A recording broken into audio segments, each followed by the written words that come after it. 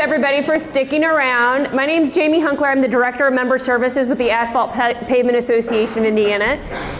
Over here is Elizabeth Paschewska. Everyone knows her, I'm sure. She's our Director of Technical Services. And then our third staff member, Elizabeth Fowler, she's our Executive Director, is out on maternity leave, but we are the free staff of the association. What did I say? Elizabeth Fowler. Oh, Kirsten, I'm sorry. But very little caffeine today. So we're going to do a quick introduction. We want to let you know a little bit about who APAI is and what we do. Most of you know that already, but just want to kind of give you a little bit of insight into how we're organized. Okay, so in 2025, what we're going to do is give you some 5 fast facts about APAI that maybe you may or may not know about. In 2025, we went through a strategic plan, and it took a couple of months for us to figure out. But really what it did is it made us look at what our goals and our mission are. So we developed a new mission, and that mission is advancing the safest and highest quality infrastructure to drive Indiana's economy. Part of our strategic plan is looking at 4 different pillars. That includes advocate, educate, connect, and lead. And these are really the 4 things that we look at whenever we have something in mind, like an event, a workshop, or anything like that. We keep these 4 pillars in mind for everything that we do as an association. APAI has over 100 member companies total, and there's 5 distinct membership categories. These include producer contractors, and we have 21 of those. Within the last year, we were excited to get 2 of them, which we don't get very often, but we got 2 within a year. We have 4 laydown contractors. We have 7 binder suppliers, 61 associate members, and we have 4 association affiliate members and 6 university affiliate members. This year, we are focusing on, one of our focuses are revamping our committees. Our committees include design and asset management and materials and construction. Those 2 specifically meet with INDOT basically quarterly, but at least 2 times a year. But these 2 are really important because they focus on obviously the design of asphalt pavement, as well as the materials and construction specification, safety needs, and things like that. We also have a training committee, winter conference planning, and workforce development and scholarship. The reason why we wanted to mention this is a great way to get involved with the Asphalt Pavement Association. And in order to do that, just contact one of us, let us know after this meeting, or while we're at lunch or anything like that. But we are looking for committee members from all of you. So we'd love to get to know you and have you on one of our committees. Yeah, so another big element of what we do at APAI is workforce development, and we do this in 2 ways. So we work a lot with Work in Roads, which a lot of you are familiar with that program from ICI. We wanted to work in partnership with them and say, okay, how can we reach more high school students? At that point, we had a strong college scholarship program, but we really wanted to reach those students who may be interested in going directly into the trades after high school. So we did this in 2 ways. We started a high school award program. This is for high school seniors who have the intention of going directly into the trades. It's kind of a scholarship program. It's a $500 award. It's not a huge financial investment, but it's enough to help them get started in the industry, and for the industry to say, hey, we believe in you, we're excited you're here, and we want to help you out. So it's a good way to help pay maybe their first year of union dues, or for their first good pair of work boots. And in 2025, we awarded 5 of those awards for $2,500. 3 of those students are working directly for one of our member companies now. One of them even came through the ICAT course a few weeks ago, and one of last year's recipients, our inaugural recipient, also came through that class. So it's definitely making an impact. We're seeing those students come into our industry, and we're really hoping to grow that program. Another thing that we did in 2025 was launch the inaugural Bidmasters competition. This is a real-world estimating and project management competition designed for high school students. We do this in conjunction with the Golden Shovel program. I know a lot of you know what that is, but this is for students who aren't competing on one of those Golden Shovel teams. We're doing it at that same event. We had 4 high schools participate in that last year. wonderful, amazing presentations from these students, and this is a tough thing for them to do. So we got great feedback from schools. We're thinking that we're probably going to double the amount of schools participating in that program this year, so we're really excited about that. And then finally, the APAI College Scholarship Program. So our committee members interviewed 30 students this year, and we awarded $46,000 to 24 of those students. So what's a little bit different and unique about the APAI scholarship program is that in lieu of just an application, we actually go on to 6 college campuses across the state and do in-person interviews with these students. It's super impactful because it gives those students the opportunity to meet with members of the industry, talk to them about their careers, what they've done, what took them to get there, talk to members of an industry that they may not be super familiar with, because there is not a whole lot of asphalt curriculum taught in these college programs. So we're really excited about that. We had a 50% attrition rate in 2025 for our college scholarships recipients who are either interning in the industry or actually have accepted full-time jobs. So we're really excited about that as well. So one of the things that I am really excited about is our new website that we're developing this year. This is a huge undertaking. We are launching a brand new APAI website and member portal. We really are aiming for this to be a great resource for our members, for visitors to our industry, to our website, for the public. We really want to make this an all-encompassing website that can be utilized as a resource and a tool. So that's one of the things. If you're on our member portal, stay tuned. You're going to be starting to get information about that really soon, about how to utilize the APAI website as a resource and a tool for you. And then finally, we encourage you all to get involved with the APAI. This is your way to really have a voice in the industry. So join a committee. Let us know what you're thinking and how you want to serve the industry. Attend an event. And then also sign up for our member portal. That QR code right there will pop up an email. You can just email me your contact information, say, hey, I want to get involved on a committee, or hey, I want to opt into your monthly newsletter. We don't inundate you with emails, but we want to keep you updated about what's going on in the industry. So getting involved, getting engaged is a way to really, again, make your voice heard in the industry, and we'd love to have you. So our last piece that we would like to let you guys know about are our upcoming events for this year. One of our most exciting things, well, mine, I guess, because that's more like field, construction, and technical.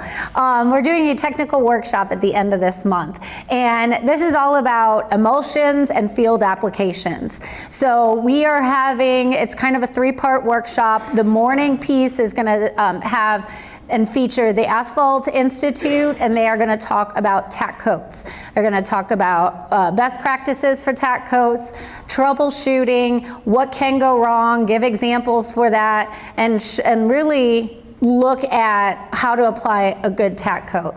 This is really focused for field operations, so like anybody that is out in your construction crews or anything like that, INDOT, your PEMs, or consultant inspectors, anything like that, or local agencies that put down their own materials. This is really going to be a helpful workshop for you all. It is on March 31st. It is all day from 9 a.m. to 3:30. We've extended it slightly just because we've kind of expanded upon it a little bit. We are changing the venue because of the interest that we received for this. So it was going to be here, but we've exceeded the count. So we are now going to host it at the Forum in Fishers, Indiana. So it's right off of 69, just south of IKEA. But you'll see emails about that if you've already signed up to attend it. The second portion of it, we will be serving lunch. Right after lunch, we will be talking about VRAM. VRAM is now a requirement on all surface mixes on INDOT projects. So this is going to kind of walk you through some some constructability things that, you know, have come up in other states. It's going to be presented by Asphalt Materials, and they are going to walk through some of troubleshooting as well, best practices, and all of those types of things. There is also going to be a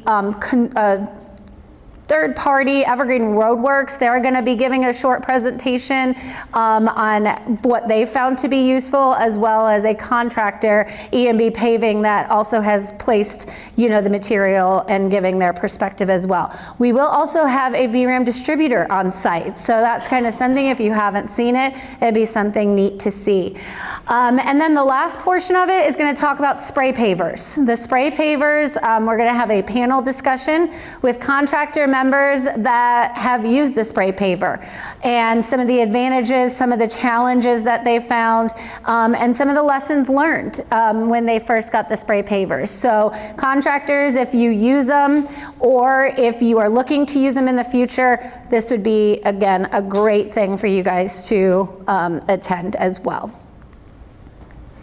Yeah, so a lot of you in this room may have already be registered for the APAI Shooting for Scholarships or have attended in the past, but this is our main fundraiser to raise money for the scholarship program. So that's coming up on April 28th. If you haven't registered yet, I absolutely recommend you register. It sells out every year because it is a really fun event. We have both morning flights and afternoon flights. It's a great opportunity to come out, network, have fun, have a little competition. We are doing a shotgun raffle again, so we'd love to have you out there to join us. Registration opens soon for Vision and Binds. This is our Spring Women of Asphalt event. This is a vision planning workshop and wine tasting. We're going to do it at Brandy Creek Winery, out in Brandywine Creek Winery out towards Shelbyville. So that's going to be really exciting, an opportunity for women of asphalt to come together. We like to network, we like to trade war stories, and just kind of share our experiences in the industry. And it's open to men and women. Yep. So we encourage you all to attend if you're interested. In case you don't know, Asphalt has a national holiday. That is May 15th. It's Asphalt Day. It's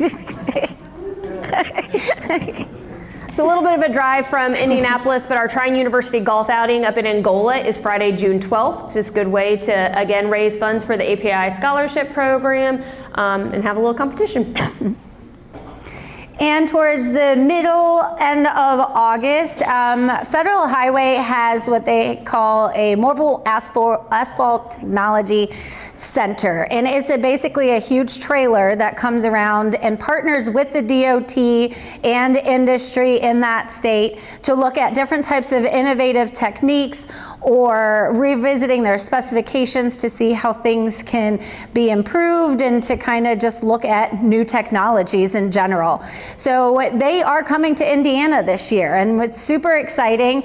We will have an open house. It's going to be parked at the INDOT Materials and Test Facility. We're going to kind of talk to Purdue about maybe getting some students involved. It's going to be a big celebration and kind of talking with our contractor partners about getting some of these new technologies placed in Indiana and seeing what those test results are. So stay tuned for some of that information, and it's going to be parked here. Right now we have it set for August 10th through the 21st. And our last event that we would like to make you all aware of to kind of put on your calendars is the North Central Asphalt User Producer Group. This is a group of states regionally that get together and talk about what's going on with their states.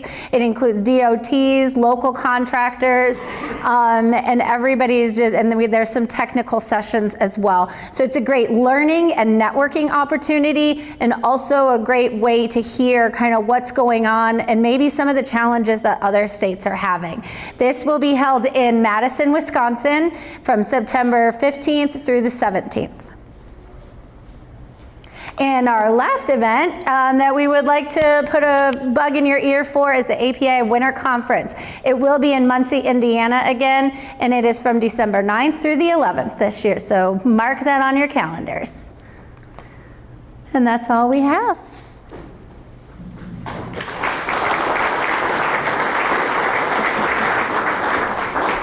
All right, HMA updates. I'm Jason Galeka. I know it says Nathan, but he made the presentation and he always puts his name up there, so I'll just give him the credit for it. I will say I do tend to talk fast, so if I'm talking too fast, just let me know and I'll try to slow down a little bit. All right, first thing, DTEs. There wasn't any changes in the central region. We still have Doug Corey for Greenfield and Frahana, material engineer, and Greg Hull for Crawfordsville with Wendy as the materials engineer. So this is kind of an old slide. We had it when we had the consultant labs back in the day showing where your material is being tested. But this is the third year now where all of it's been tested in the central region at M&T Acceptance Center. Sample exchange. We did get this material. It's been split. Communication will be sent out soon. It's just like all the previous years. The only difference is Harley Phillips retired, so the emails won't go to him, but there should be instructions to send it to Daniel. But if you don't send it to him, anyone in our building will get it and give it to the appropriate person. And once we get that data, we could go ahead and rate your scores compared to everyone else in the state. Website. So Melissa already kind of talked about this a little bit earlier.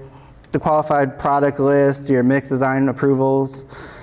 Here we have the CAP list, the ICAT, and field supervisor. We just had both of those courses in February. The field supervisor list has been updated for this year, and ICAT hasn't, but we should get the test results later this month and then get that updated for everyone. But I would recommend you looking at that list to make sure we have you marked right for your qualifications. GSB list, that's a very important one this time of year. And as you can see from my picture, it has already been updated. Melissa showed it was updated on February 27th. So keep going in there and checking that. Binder index, I know everyone's worried about the prices of oil right now with everything going on, but I haven't seen any changes so far, so hopefully it stays like that, but fingers crossed. All right, and then what we're going to talk about are specs, some audit packet changes, just some summary of last year's audits. DMF entry and Paywizard, we talk about every year. Hopefully we'll have some changes in the near future. Statewide data and research projects. So specifications, we had 2 specs update. Oh, sorry. It was 416, which was the CIR, and 417 CCPR.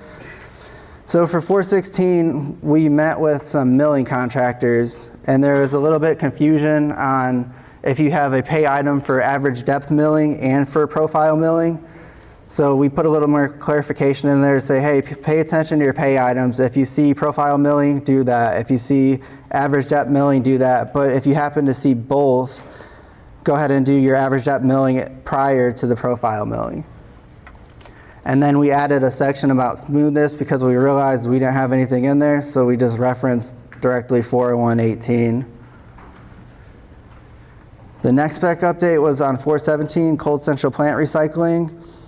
We had language in there that said we would scarify a single lift, but a lot of times the surface was placed in multiple lifts, so that kind of exempted it. So we changed it to say the final surface will be scarified.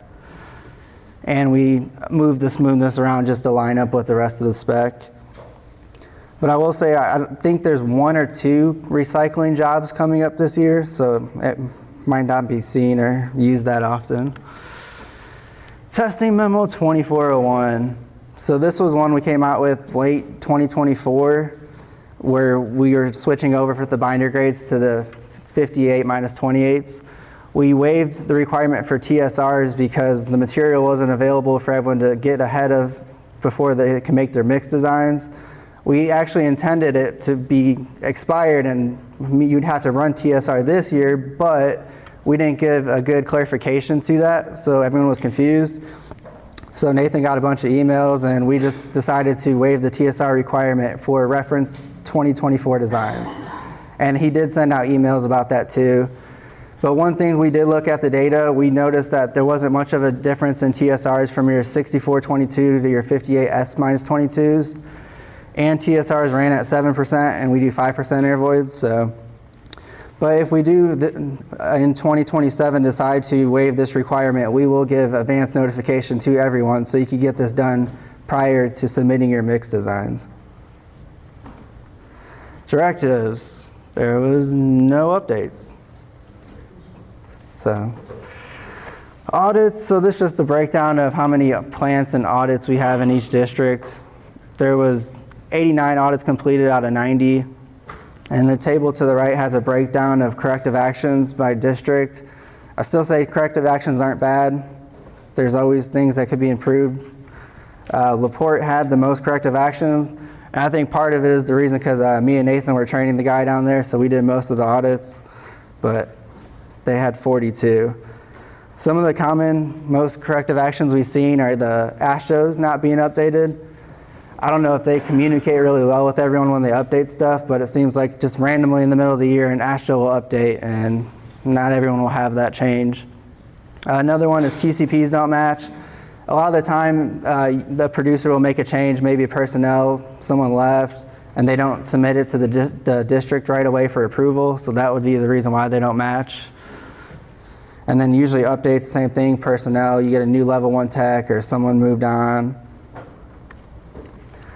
Here's some upcoming changes to the audit packet for 26. So the first table to the right used to say vacuum chamber.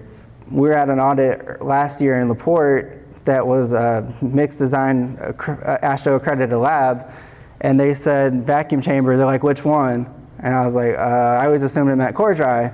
So I went back and looked at ITM 905, and it referenced vacuum chamber as T331, ITM 572, and T209.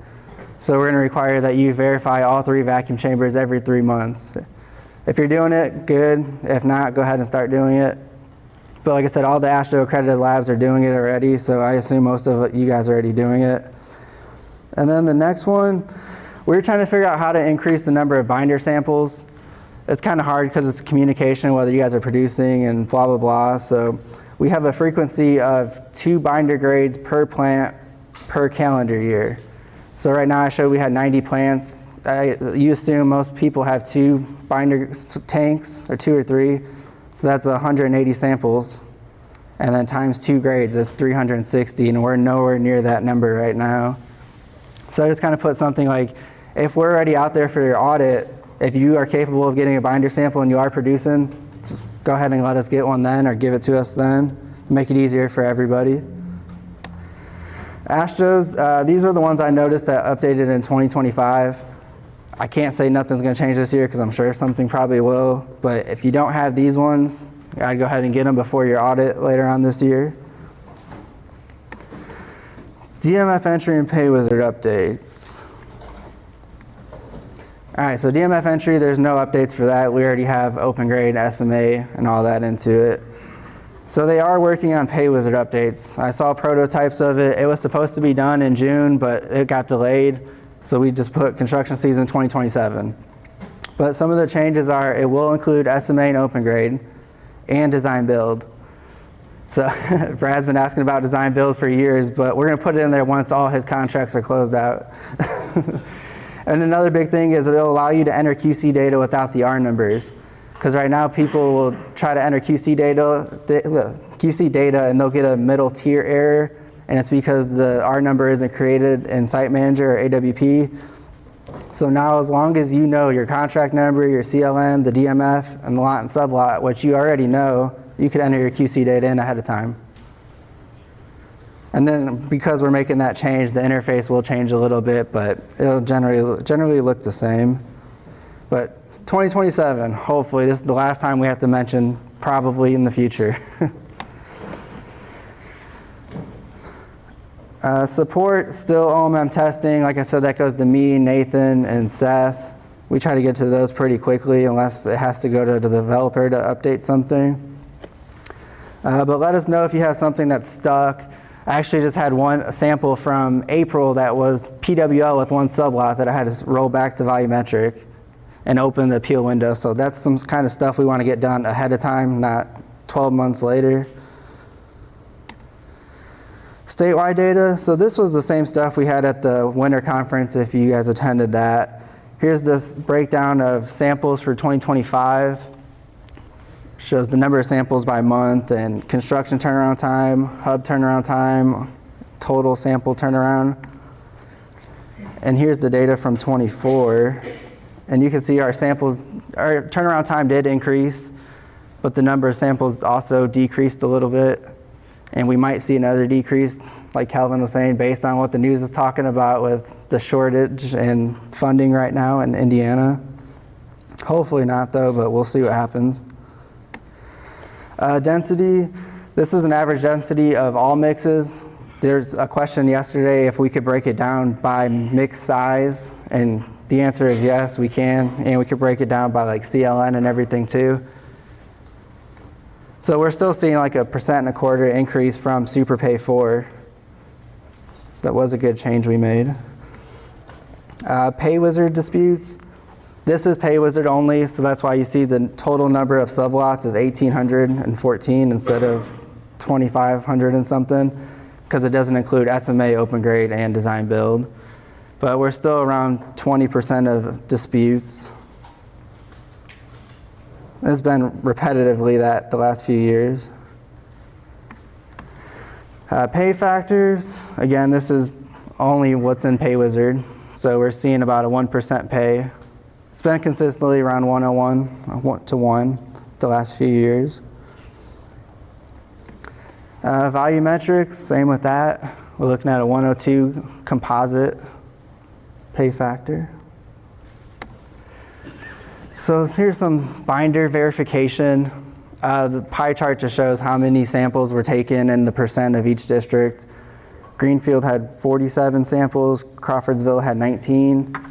Like I said, we're trying to increase the number. You can see down below at the right, we had 200 samples. In the last few years, we had around 170. But 2 samples per grade, per district, per plant, we should be seeing easily around 360. We did see a slight increase of failures, but we were testing a lot more because this was the first year with our switch to the -28 grade. All right, last but not least, research. We got 3 active projects going on. I think the first one should be about done. It started in 2024. It's about in-place testing for cold recycled pavements. The second one's about moisture control for CIR and FDR. And the last one I think would be the most interesting one to all of us. It's evaluating S5 after we made the spec changes to VBE. That one's still going on, so maybe, 2 years from now we should have an updated report on that. Any questions? No? All right, thank you.